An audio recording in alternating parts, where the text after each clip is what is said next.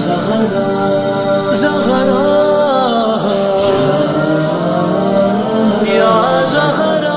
اما بعد، سب سے پہلے آپ سب کی خدمت میں عمومی طور پر حضرت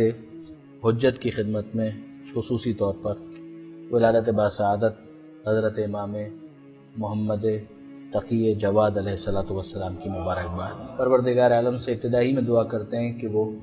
امام کے صدقے میں آل محمد کے چاہنے والے ماننے والے جہاں کہیں بھی آباد ہیں ان کی تمام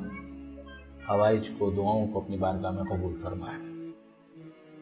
کچھ بنیادی معلومات اور کچھ بنیادی باتیں ہیں ہمارے اس امام کے بارے میں، جن کے بعد پھر میں کچھ گزارشات اور بھی آپ کے سامنے پیش کرنا چاہوں گا۔ امام کے فیملی بیک گراؤنڈ کے حوالے سے ظاہر خاندان اہل بیت سے تعلق ہے، معصوم کے معصوم وارث ہیں، امام کے امام وارث ہیں، امام رضا علیہ السلام کے فرزند ہیں، مگر ان کی والدہ کے حوالے سے بھی خاص ایک حوالہ ملتا ہے۔ نام تو ان کا سبیکہ ہے اور ان کو خیزران کے نام سے بھی بلاتے تھے، ریحانہ کے نام سے بھی بلایا جاتا تھا، اور ان کا تعلق تھا جناب ماریہ قبطیہ کے خاندان سے۔ جناب ماریہ قبطیہ پیغمبر اکرم ختم مرتبت احمد مجتبی محمد مصطفیٰ صلی اللہ علیہ وآلہ وسلم حضور کی وہ زوجہ کے جن سے پیغمبر اکرم کو جناب خدیجہ کے علاوہ بھی اولاد حاصل ہوئی، اور آپ جانتے ہیں کہ عام طور پر جتنی بھی اولادیں ہیں وہ جناب خدیجہ سے ہیں، تو جناب ماریہ قبطیہ کے ہی خاندان کے ساتھ انہی کی فیملی سے ان کا بھی تعلق تھا، جو کہ ماں ہونے کا جن کو شرف حاصل ہوا ہمارے اس امام کا، امام تقی جواد علیہ السلام کا۔ اچھا، پھر اس کے اندر مزید بھی اگر آپ دیکھیں کہ امام کی کنیت ہے ابو جعفر ثانی۔ روایات کے اندر اس حوالے سے ذکر بہت زیادہ آتا ہے۔ ثانی کا مطلب ہے سیکنڈ۔ ابو جعفر کہنے کی وجہ یہ تھی کہ ان سے پہلے ہمارے 5ویں امام کی یہ کنیت رہ چکی ہے، ابو جعفر۔ اگر آپ دیکھیں تو ائمہ معصومین کے اندر آپ کو ابو الحسن نام کی کنیت بہت زیادہ نظر آئے گی۔ ابو جعفر نام کے فقط 2 امام ہیں کہ جن کی کنیت ہے، ایک 5ویں امام اور ایک ہمارے یہ 9ویں امام، امام تقی جواد علیہ السلام، ان کو بھی کہا گیا ابو جعفر ثانی۔ امام کے القاب کے اندر 2 القاب بہت زیادہ مشہور ہیں، ایک ہے تقی اور ایک ہے جواد، اور اتفاق ایسا ہے کہ علاقے کے اعتبار سے کچھ چیزیں زیادہ مشہور ہو جاتی ہیں۔ مثلا اگر آپ سب کانٹیننٹ کے اندر، پاکستان میں، انڈیا کے اندر اگر دیکھیں گے تو امام کے نام کے ساتھ گویا ایک لازمی لاحقہ لگا ہوا ہے تقی، یعنی اگر امام تقی کہا جائے تو آپ فوراً سمجھ جائیں گے۔ عربستان میں ایسا نہیں ہے، خود کاظمین کے اندر ایسا نہیں، بغداد کے اندر ایسا نہیں، وہاں پر جو زیادہ مشہور امام کا لقب ہے وہ ہے جواد۔ وہاں پر تقی یقیناً اہل علم تو واقف ہیں، کتابوں کے اندر تو یہ دونوں القاب ہیں،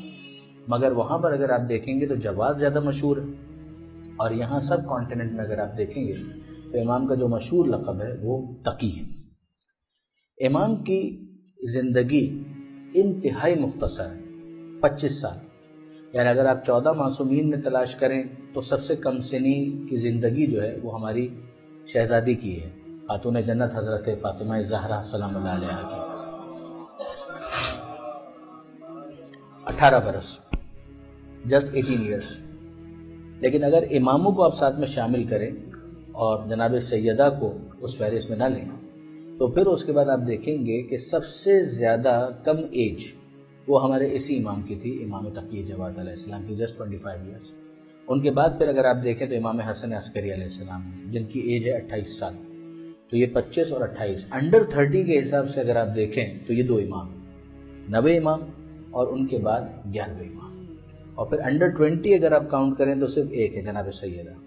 اور پھر اس کے بعد اگر آپ دیکھیں تو زیادہ تر امام وہ ہیں کہ جن کی ایجز جو ہے وہ 50 پلس آپ کو نظر آئے گی، 55 57، اور پھر اس کے بعد اگر آپ دیکھیں تو 63 63 جو پیغمبر اکرم کی ایج ہے، اور خود امیر المومنین کی ایج ہے وہ بھی 63 ایئرس ہے۔ معصومین میں امام زمانہ اجل اللہ تعالی فرجہ الشریف کے بعد جن کا ایک اعجاز کا اور معجزانہ ایک معاملہ ہے، جن کی زندگی جو ہے بہت طولانی ہے، لیکن ان کے علاوہ اگر آپ تلاش کریں کہ کس معصوم کی زندگی سب سے زیادہ طویل ہے تو وہ ہمارے 6 امام کی ہے، جن کی ایج ہے 65 ایئرس، 65 سال۔ کم سنی کے اعتبار سے